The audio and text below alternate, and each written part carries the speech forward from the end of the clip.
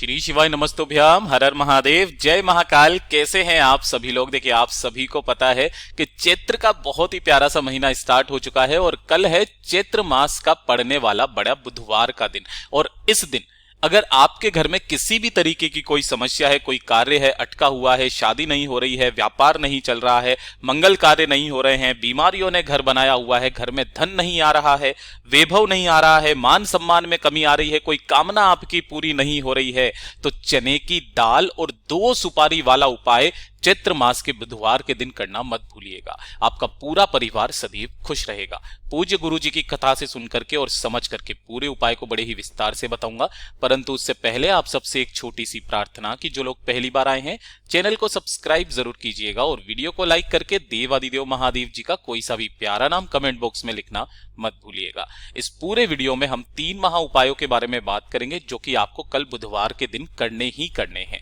ध्यान से सुनते चले जाना, समझने की कोशिश करना।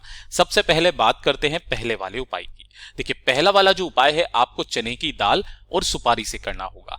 किन व्यक्तियों को करना है ये चीज ध्यान से सुनिएगा। बुधवार के दिन केवल इस उपाय को करने का नियम है, ये चीज ध्यान दीजिएगा। इसके लिए बेनिफिट्स क्या हैं कि अगर आपका कोई कार्य अटक रहा है, जैसे शादी ब्याह का कोई कार्य है वो काफी समय से अटका हुआ है, व्यापार का कोई कार्य है काफी समय से अटका हुआ है, घर में कोई मंगल कार्य करवाना चाहते हैं लेकिन कोई ना कोई अड़चन आपके कार्यों में हमेशा बंधी हुई रहती है ना, आपकी वो कार्य सिद्ध हो ही नहीं पा रहा है, तो किसी भी कार्य की सिद्धि के लिए बुधवार के दिन आपको एक काम करना है। आपको लेनी होगी चने की दाल। कितनी चने की दाल चाहिए आपको, ये चीज ध्यान दीजिएगा। आपके घर में जो भी लोटा हो, इस तरीके से एक लोटा लेना, चाहे वो स्टील का हो, तांबे का हो, किसी का भी हो, छोटा वाला हो तो भी चलेगा। आपको इस लोटे को पूरा का पूरा अपनी चने की दाल से भर लेना है। इसके अंदर चने की दाल से पूरा भर लेना और इसी दाल के ऊपर, इसी चने की दाल के ऊपर आपको भगवान गणेश रिद्धि सिद्धि के नाम की 2 सुपारी, जो पूजा वाली सुपारी होती है, इस तरीके से आपको 2 सुपारी लेना है और उसी चने की दाल के ऊपर ही आपको 2 सुपारी रख देना है और लक्ष्मी के तौर पर आपको एक सिक्का, चाहे वो 1 रुपए का, चाहे 2 रुपए का, चाहे 5 रुपए का, चाहे 10 रुपए का, उस सिक्के को भी इसी लोटे के ऊपर आपको रख देना है। चने की दाल से भर के 2 सुपारी, 1 सिक्का यहां पर रख देना और ऊपर से इसको किसी भी एक पीले कपड़े से, ये चीज ध्यान रखना, आपको एक छोटा सा पीला कपड़ा लेना है और इसके मुख को आपको ऐसे करके पूरा का पूरा पीले कपड़े से बांध देना है, ढक देना है इसको।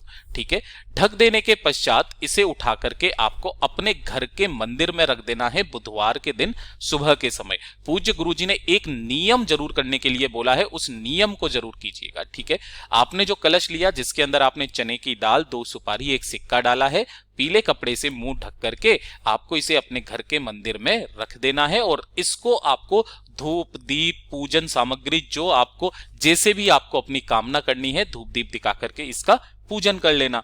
पूजन करने के पश्चात आपको इस लोटे को उठाना है, इसके ऊपर से ये पीला कपड़ा आपको हटा देना है। पीला कपड़ा हटा देने के पश्चात इसे आपको अपने लेफ्ट हैंड में पकड़ना है, ये चीज ध्यान रखना। आपका जो उल्टा हाथ है ना, उस उल्टे हाथ के ऊपर आपको इस लोटे को रखना है और सीधे हाथ से, राइट हैंड से आपको इसे ढक लेना है ना। ढकने के पश्चात आपको इस समय से एक शब्द भी आपको अपने मुंह से नहीं बोलना है, मौन धारण करे रहना है और इसे लेकर के आपके आसपास जो भी मंदिर हो और मंदिर में कोई भी पुजारी हो या कोई भी पंडित हो, है ना, उस पंडित के पास में जाना।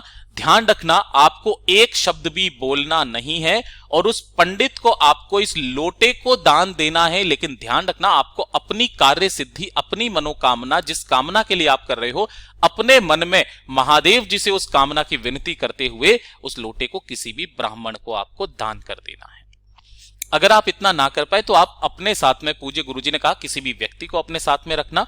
अगर वो गेट ना खोल रहे या फिर कहीं पर भी आप जा रहे हो, उनको बुला रहे हो, तो आपको बोलना नहीं है, आपके साथ में जो दूसरा व्यक्ति है वो उन्हें बुला लेगा। आपको अपने हाथों से इस लोटे को दान दे देना है। केवल बुधवार के दिन इस उपाय को किया जाता है। अगले बुधवार तक आपका जो भी कार्य होता है वो पूरा हो जाता है, आपकी कार्य की सिद्धि हो जाती है।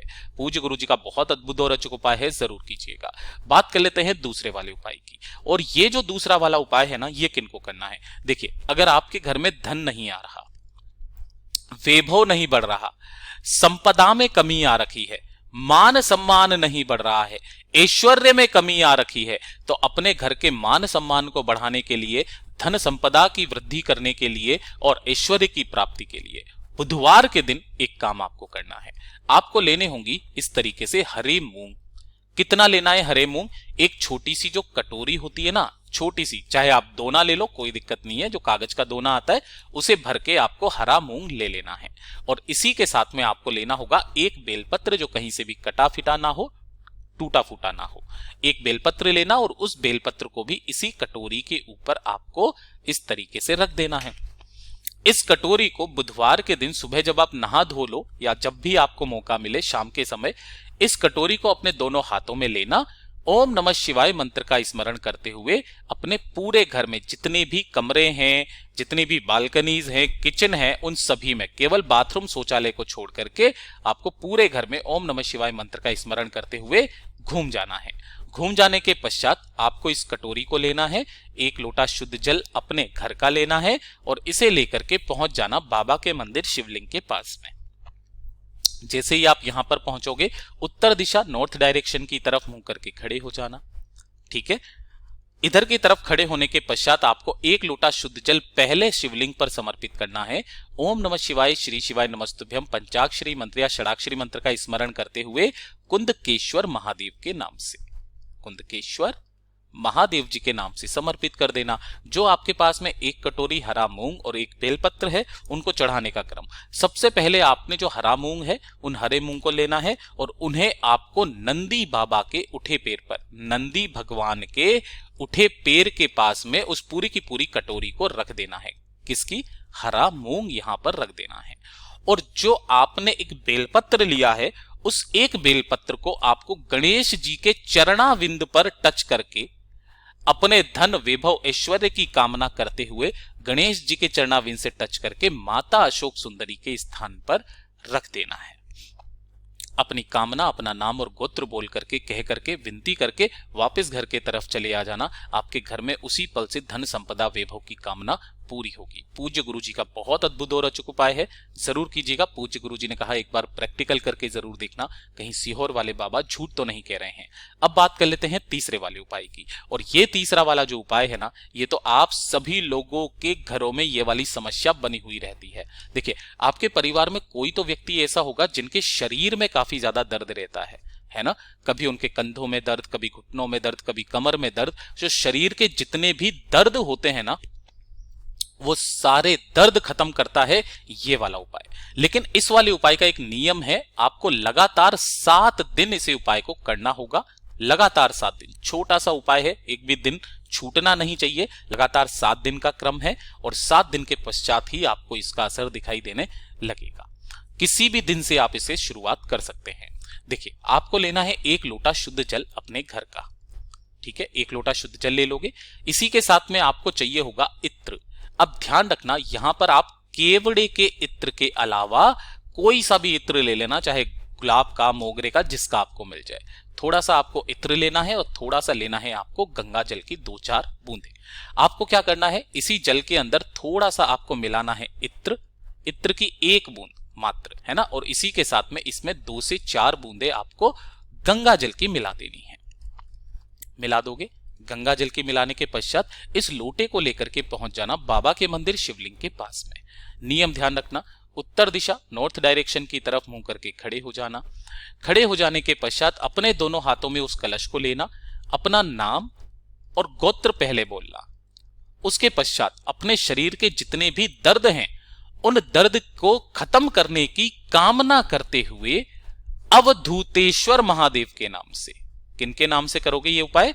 अवधूतेश्वर महादेव जी के नाम से पूरा का पूरा लोटा जल आपको केवल शिवलिंग पर समर्पित करना है और कहीं पर भी नहीं। ओम नमः शिवाय, श्री शिवाय नमस्तुभ्यम का स्मरण करते हुए जो भी जल बहता बहता जलाधारी से नीचे की तरफ आएगा, आपको उसी कलश में इस जल को इकट्ठा करना है। लेकिन इसका भी क्रम पूज्य गुरुजी ने बदल दिया।